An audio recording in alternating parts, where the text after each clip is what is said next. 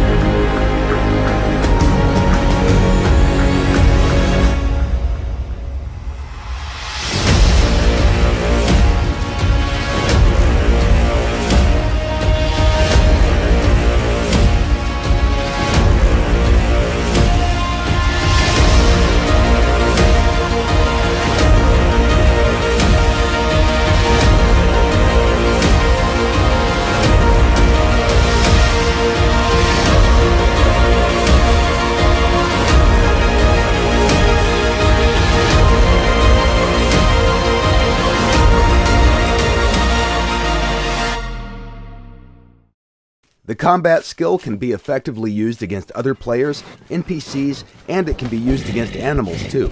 Although we do not recommend you attack bigger and more dangerous animals unless, of course, you're sure that you can beat them or outrun them.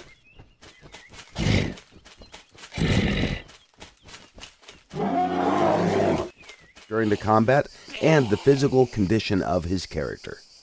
Now that you know the basics, let's take a look at how the combat system works in other modern survival games. For this, we created a simulation of the type of unarmed combat that you can find in practically every survival game available on Steam. From what you can see here, the character is constrained at the hip, but you can tilt their upper body and throw random punches toward your opponent. The camera is locked behind the character, it doesn't provide the player with a good overview of the situation. Or if he's more skillful, then he can step in, close the distance, and use a more powerful punch. Combos are special attack combinations that inflict more damage than a normal punch or kick, but they also drain stamina at a faster rate. The best way to use a combo is against a dodge or a block, and if you perform the combo successfully, you'll increase the chance for a knockout. Along with the skill level, the character's attributes will also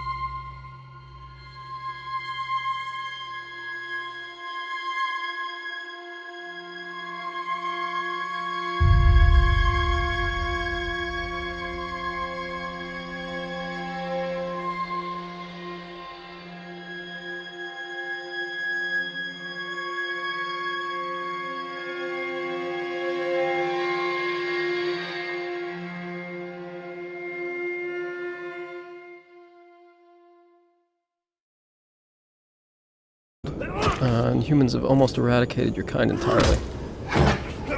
Here we can see two of them hacking away at the body of your father, probably to take a trophy. They've spotted us. We need to get away. And while a child, you can easily be killed, even by the weakest humans.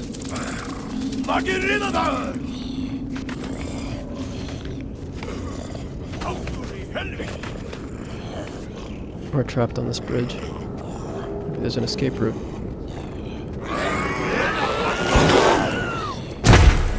Okay, I think we're safe. As you move around the caves and tunnels that these creatures inhabit, you'll see what humans have done to your kind over the years. Sneak to safety. Now, one of the things about being a young creature is that you can crawl into spaces that no human could follow.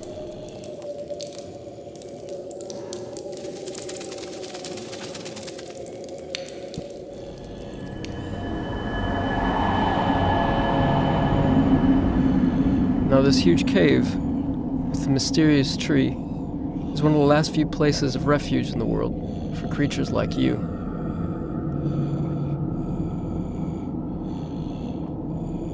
So that's the world through the eyes of a young creature, running away from even the weakest human. Now we're going to go forward in time and see the world through the eyes of a larger, more powerful adolescent creature, and see what they're capable of doing.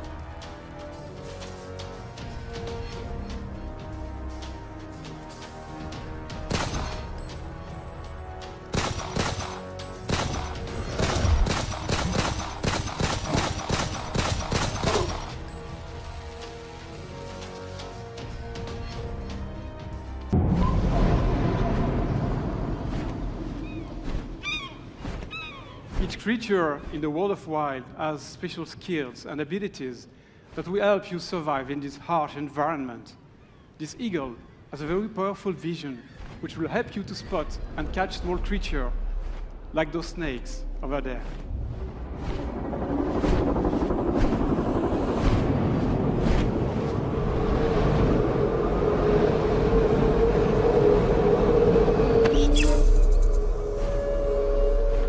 Each type of environment provides specific resources and animals that will evolve depending.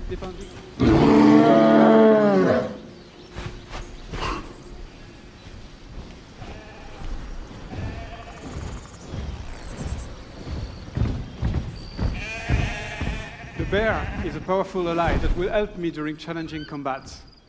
He is also a very fast and friendly mount, which is quite handy to travel across the vast and seamless world of wild.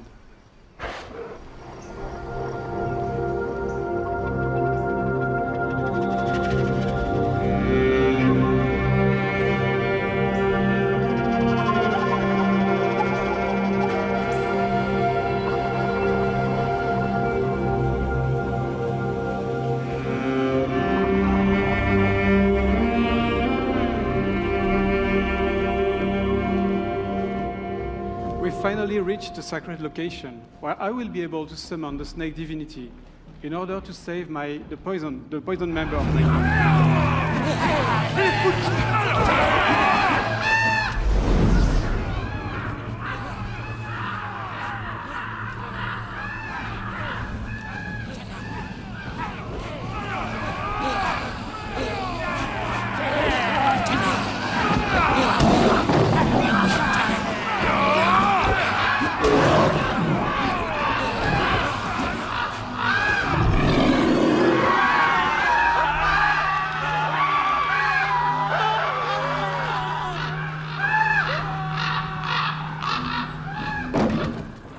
Now that the area is safe, I can finally reach the sacred sanctuary.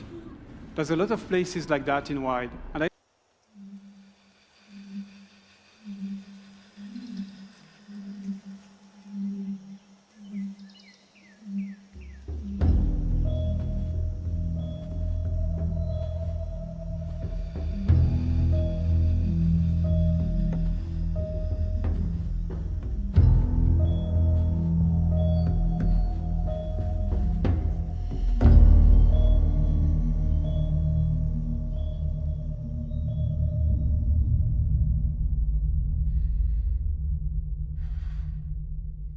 on this earth forevermore.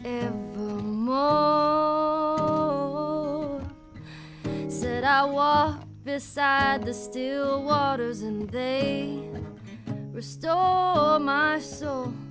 But I can't walk on the path of the right because I'm wrong. No, I can't walk on the path of the right, 'cause I'm wrong.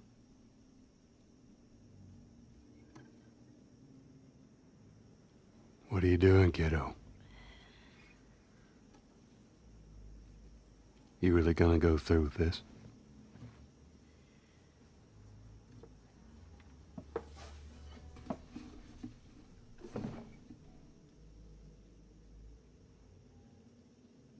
I'm gonna find, and I'm gonna kill every last one of them.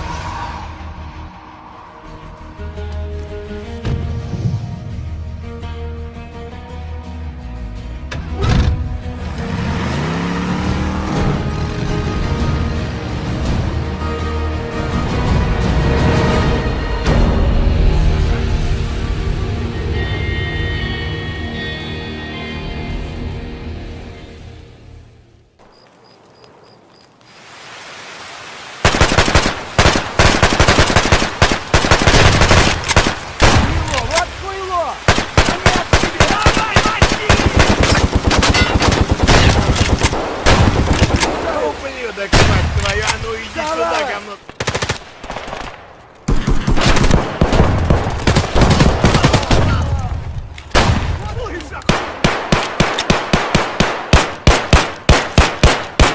Гений, да!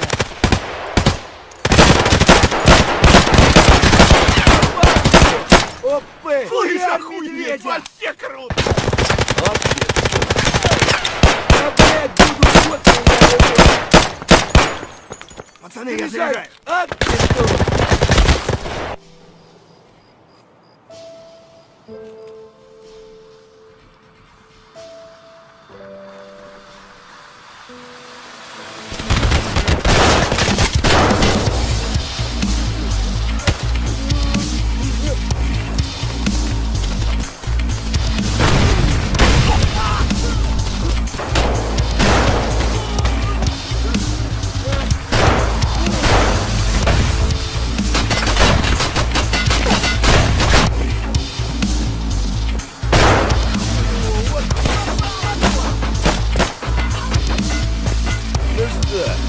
Неплохой день, господа.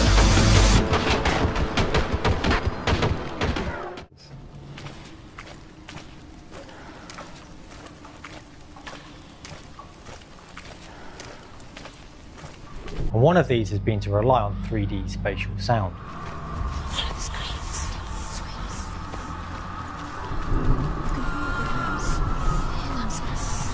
No one will judge her. No one will ever know. Oh, she heard us. In a similar way, when you play the game, you experience the world through Senua's mind's eye. Senua knows that there is no going back to how things were. Functions, it may be that we can begin to understand what happens in the context of psychosis because somebody constructs a world. She's finally arrived in the land of mist and fog. The place the Northmen call hell. You to Gellerbrew, the bridge that separates the living from the dead. The roots of the tree of death will take you to new lands where you will face the trials. Look around and you'll see them. The drowned, the sick. Here they lie, rotting in the fields and rivers of hell.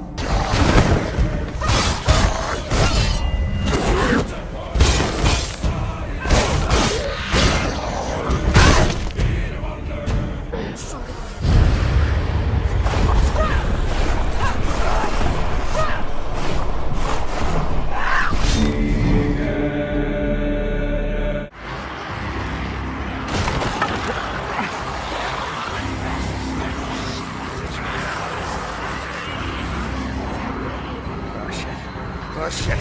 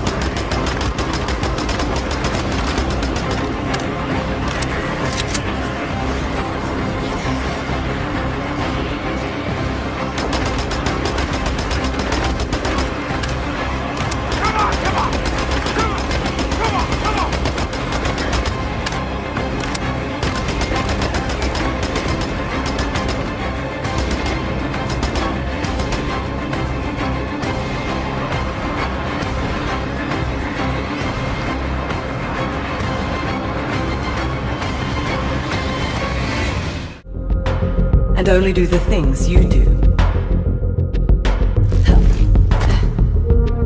So it's the way you play the game that shapes your enemy.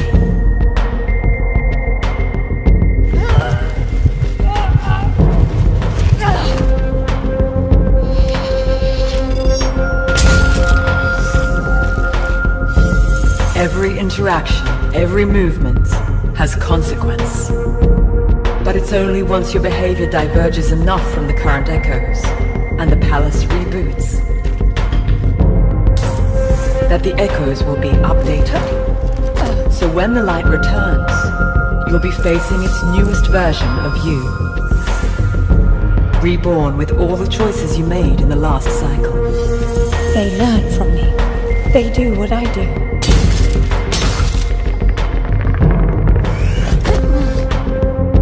The palace watches everything you do in the light. But in the darkness, as it reboots, it is blind. And you are free to act without consequence.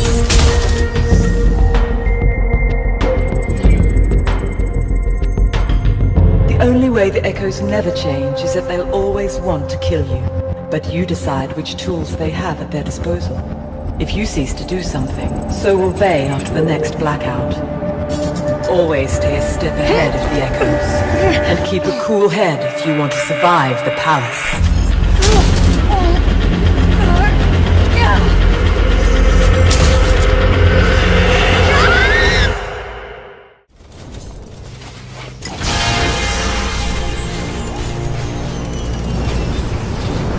Now build defenses around the power collector, because enemies will attack it when you activate it.